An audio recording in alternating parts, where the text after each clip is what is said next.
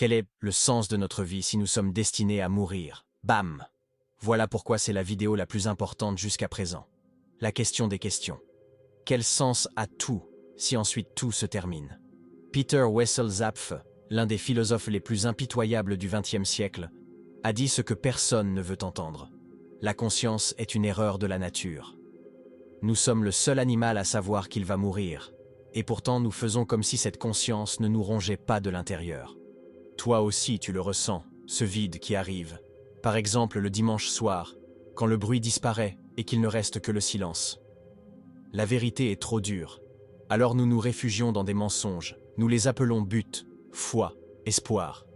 Zapf les appelait défense contre la réalité. 4 stratégies qui ne donnent pas de réponse, mais aident chacun de nous à ne pas devenir fou. Tout le monde les utilise, toi aussi. Et maintenant, tu vas découvrir lesquelles. Mais je te préviens, ce ne sera pas une promenade de santé, mais ce sera un pas de plus sur le chemin de la conscience. Car une fois que tu commences à voir ta vie comme une mise en scène, tu ne peux plus faire semblant, et tu pourras choisir. Chaque enfant découvre la mort avant l'âge de 7 ans. Et il cesse d'en parler juste après. Pas parce qu'il a compris, mais parce qu'il a compris que personne ne veut en parler. C'est comme si tout le monde avait signé un pacte. On ne nomme pas ce qui fait peur. C'est la première défense contre la réalité, le déni. Mais il ne s'agit pas seulement de nier des faits, il s'agit de couper des morceaux de conscience pour rendre la vie supportable. L'être humain, une fois conscient de sa propre mortalité, tombe dans un abîme. Le déni est la corde qui prétend encore être attachée à quelque chose. Il est partout, dans les bavardages vides, dans la frénésie des 1000 choses à faire chaque jour, dans la normalisation du quotidien. Combien de fois t'a-t-on demandé « Ça va ?» et tu as répondu « Ça va ?» alors qu'à l'intérieur tu hurlais? Combien de fois as-tu vu quelqu'un le faire? Nous nions la mort, la douleur, le vide, l'absurde. Nous nions même que nous nions. Parce que l'admettre signifierait soulever le voile de la fiction qui maintient notre société. Nous sommes entraînés à ne pas penser, à sourire pendant que nous coulons. Zapf va jusqu'à dire que l'être humain a développé un niveau de conscience que la nature n'avait pas prévu. Selon lui, nous sommes une erreur de l'évolution. C'est pourquoi nier n'est pas un choix. C'est une question de survie. Regarde ce qui se passe dans les hôpitaux. Les médecins mentent aux patients en phase terminale. Les familles aussi. Ils disent que c'est pour les protéger. En réalité, c'est pour ne pas briser le pacte du déni. Parce qu'un regard trop lucide peut provoquer l'effondrement de celui qui le reçoit. Et ainsi, nous continuons à ignorer le hasard, la souffrance, l'échec, la mort. Nous habillons la tragédie de mots motivants. Nous l'appelons défi. Nous l'appelons leçon. Et je dois dire, moi aussi je le fais. Mais c'est juste le même mécanisme à l'œuvre. Ne pas penser, ne pas sentir, ne pas parler, sinon l'abîme t'engloutit. Mais l'abîme est là. Il a toujours été là. Et celui qui le regarde vraiment, sans filtre, risque de trop comprendre. Et comprendre, comme le disait Zapf, signifie souffrir. Nous ne connaissons pas les noms des enfants morts de faim hier. Et au fond, nous préférons ça. Parce que si nous les connaissions, nous serions obligés de ressentir quelque chose de dévastateur dans notre cœur. Et ressentir quelque chose d'authentique pourrait faire s'écrouler tout ce qui nous maintient debout. Nous ne regardons pas le génocide en cours. Nous en sommes encore à discuter s'il faut l'appeler génocide ou non. Et ça, c'est vraiment ridicule. Le monde s'effondre, mais notre routine reste intacte. Café, pluie de notifications, conneries répétées dans les groupes WhatsApp, et c'est reparti. Trajet vers le travail, notre trou noir quotidien, chaque jour les mêmes excuses pour ne pas penser. On appelle ça organisation. Zapf appelait ça isolement existentiel. On sépare ce qui dérange, on le range dans des tiroirs mentaux comme on le fait avec le poison pour le garder hors de portée des enfants. Sauf que dans ce cas, nous sommes ces enfants. Mais ne pas voir ne signifie pas être aveugle. Cela signifie avoir appris à ne pas regarder. Si ta conscience s'ouvrait complètement à la douleur, à l'injustice, à l'absurde du monde, tu t'effondrerais. C'est pour ça que tu isoles, filtres, fais silence, coupe, obscurcis, pour rester debout. La société te récompense si tu gardes les yeux bien fixés sur la productivité, sur les objectifs, sur la soi-disant stabilité. Mais que signifie être émotionnellement stable dans un monde qui perd un morceau chaque jour? Des enfants ensevelis sous les décombres, des femmes massacrées en faisant la queue pour recevoir de la nourriture, des personnes âgées qui meurent seules des animaux qui, après une vie de souffrance, sont abattus vivants.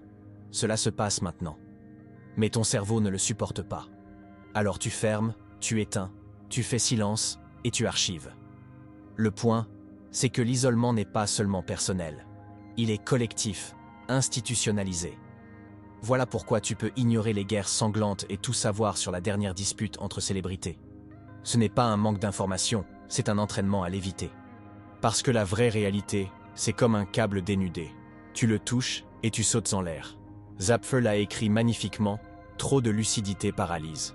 C'est pour ça que nous construisons des bulles de distraction et des silences confortables. Mais ce ne sont pas des boucliers, ce sont des cages. Mais tôt ou tard, nous sommes obligés de choisir. Veux-tu rester protégé ou devenir conscient? Nous croyons en des choses que nous n'avons jamais choisies. Nous défendons notre religion catholique, qui est bonne et sainte, que nous avons trouvée parce que nous sommes nés ici, pas parce que nous avons reçu une révélation. Nous défendons notre Dieu parmi les 100 000 que l'humanité a connus, mais notre Dieu est le vrai. Les autres ne le sont pas. Nous pensons que ce sont nos convictions sacrées, mais elles sont héritées. Encore une fois, elles ne servent pas à nous montrer la vérité. Elles servent à nous maintenir à flot. Zapffe disait « S'ancrer, c'est donner un sens là où il n'y en a pas. C'est se raconter des histoires pour ne pas devenir fou dans le chaos. L'être humain ne supporte pas le vide. Il n'accepte pas de vivre dans un univers indifférent, sans justice, sans garantie. Alors il s'accroche à des mythes, des symboles, des contes, famille, nation, Dieu. Pas parce qu'ils sont réels, mais parce que sans eux, tout semble insupportablement aléatoire. Et puis ces mêmes ancres deviennent des cages idéologiques. Tu vis pour être un bon père, une épouse exemplaire, un citoyen modèle. Mais as-tu vraiment choisi ces rôles? Te libèrent-ils ou te consument-ils? Des soldats meurent sans savoir pour qui, ni pourquoi. Des parents brutalisent leurs enfants en répétant des modèles toxiques qu'ils ont vécus eux-mêmes enfants. Des fidèles qui haïssent, discriminent et tuent au nom de la religion. Il ne s'agit pas de détruire les soi-disant valeurs. Il s'agit de se demander « Qui profite de ton obéissance ?» S'ancrer, c'est arrêter de penser précisément quand il serait le plus urgent de le faire. La vérité rend libre, mais l'homme choisit la cage, celle avec le nom le plus rassurant. Selon Zapffe, cette obsession du sens naît de la panique existentielle. Nous ne sommes pas rationnels. Nous sommes des êtres effrayés qui font semblant d'être lucides. Et en proie à la terreur, n'importe quel conte fait l'affaire, tant qu'il nous protège du vide. Même la science devient une ancre lorsqu'elle est transformée en dogme. Même l'amour, lorsqu'il ne sert qu'à nourrir la peur de l'abandon. Tu n'as besoin de croire en rien pour être libre. Mais la liberté fait peur, parce qu'elle ne fait pas de promesses et n'offre pas de certitude. Et alors la majorité continuera à s'accrocher à des symboles, des prières, des drapeaux. Pas parce qu'ils sont vrais, mais parce qu'ils sont des béquilles qui empêchent de tomber. Jusqu'à ce que tu te rendes compte que tu tournes en rond, attaché à une ancre qui n'a jamais été la tienne. Chaque œuvre d'art naît d'un cri que personne n'a réussi à étouffer. Ce que tu appelles beauté, c'est souvent juste de la douleur transformée en autre chose. L'homme ne peut pas éliminer la souffrance, il peut seulement essayer de l'exprimer, en sublimant la douleur. Convertir la tragédie en langage, en art, en théorie. Cela ne sauve pas, mais cela distrait et sert de soupape. Et la distraction est essentielle, car la sublimation ne guérit pas. Elle réorganise la douleur en quelque chose de supportable. Le poète écrit sur le manque, le musicien chante l'espoir en sombrant, l'art naît au cœur des conflits. Van Gogh, Heath Ledger, Kurt Cobain, ils nous ont offert tant de beauté, mais ils ont saigné en le faisant. Et le monde les a applaudis trop tard. Sublimer n'est pas se sauver, c'est juste retarder l'effondrement. Et c'est le mécanisme le plus intelligent justement parce qu'il est le plus raffiné. Il ne nie pas, n'isole pas. Il regarde l'abîme et le déguise en métaphore. La douleur devient esthétique, le vide devient philosophie, la mort devient spiritualité. Mais sous tout cela, il ne reste que le chaos le plus effrayant.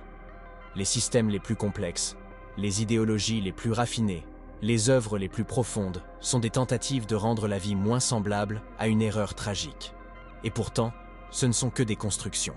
Même notre cerveau est programmé pour créer du sens quand il n'en trouve pas. C'est une astuce évolutive pour éviter l'effondrement. Sublimer signifie exactement cela, donner une forme au désespoir.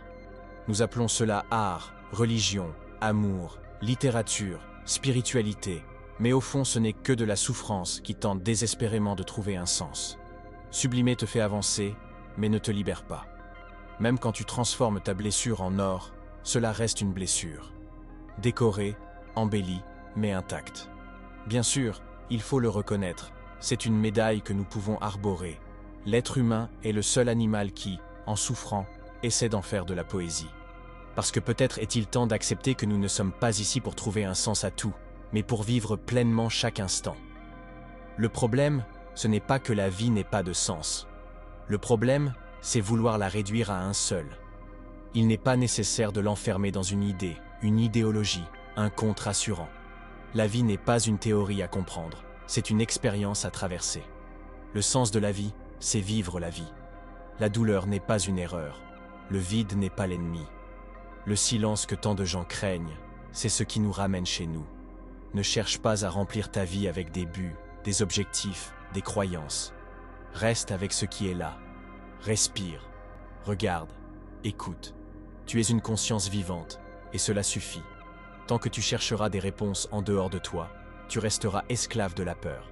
Mais si tu arrives à rester présent, même dans l'obscurité, même au cœur de la plus terrible tempête, tu découvriras que la vie est bien plus que ce que l'esprit peut contenir. Tu n'as pas besoin d'un sens, tu as besoin de présence. Et alors même l'absurde devient dense, même la douleur devient croissance. Voilà le véritable éveil, non pas tout comprendre, mais tout vivre, s'enfuir. Le chaos n'est pas à éviter, il est à chevaucher, car c'est là que se cache ta liberté. Et si notre conscience est une erreur de la nature, eh bien quelle magnifique erreur. Si tu es arrivé jusqu'ici, sache une chose, cela, en soi, soutient profondément mon travail. Chaque mot, chaque commentaire sur ce sujet maintient une flamme vivante dans un monde qui préfère le filtre à la vérité. C'est le contenu le plus important de la chaîne jusqu'à aujourd'hui. Qu'en penses-tu? Quelle réflexion cela éveille-t-il en toi? La vidéo que tu vois en surimpression est parfaite pour poursuivre ton voyage de croissance et de découverte. Car souviens-toi toujours de notre mantra incomparable. La vérité rend libre.